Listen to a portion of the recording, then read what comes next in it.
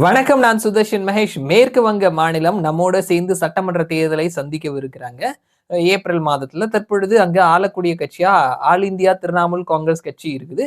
மாநிலத்தினுடைய முதல்வரா மமதா பானர்ஜி 3வது முறையா இருக்கிறாரு. தற்பொழுதுமே வந்துட்டு தேர்தல்ல ஒரு அப்பர் ஹேண்ட் அப்படின்றது திரிணாமுல் காங்கிரஸ் கட்சிக்கு தான் இருக்குது. ஆனாலுமே சரியான போட்டி, சரியான சவால் கொடுக்கக்கூடிய இடத்துல பாரதிய ஜனதா கட்சி இருக்கிறாங்க. எதிர்க்கட்சி தலைவரா சுவேந்து அதிகாரி இருக்கிறாரு.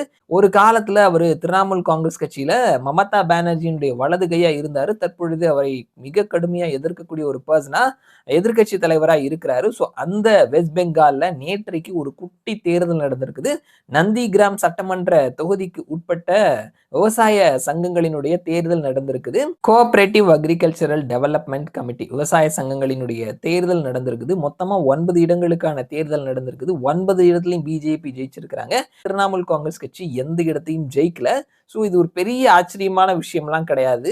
ஏன் அப்படின்னா நந்திகிராம் தொகுதியில போன 2021 தேர்தல்ல சட்டமன்ற தேர்தல்ல மமதா பானர்ஜி போட்டியிட்டாங்க. அவரை எதிர்த்து சுவேந்து அதிகாரி போட்டியிட்டாரு. மமதா பானர்ஜியே அந்த தொகுதியில தோல்வி அடைந்தாரு.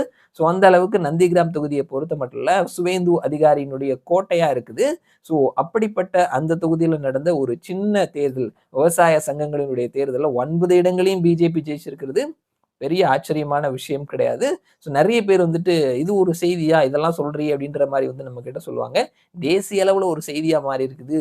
நம்முடைய நாலேட்ஜ்க்கு இந்த ஒரு செய்தி வந்திருக்குது அப்படின்னா, அது ஒரு செய்தி தான். ஸோ அதனால தான் வந்துட்டு நாம பகிர்ந்துக்கிறோம். நந்திகிராம்ல விவசாய சங்கங்களுக்கான கோஆப்பரேட்டிவ் அக்ரிகல்ச்சரல் டெவலப்மெண்ட் கமிட்டி அந்த தேர்தல்ல 9 இடங்கள்ல பிஜேபி கிளீன் ஸ்வீப்பா 9 இடங்களையும் ஜெயிச்சிருக்கிறாங்க அப்படின்றத பார்க்க முடிகிறது.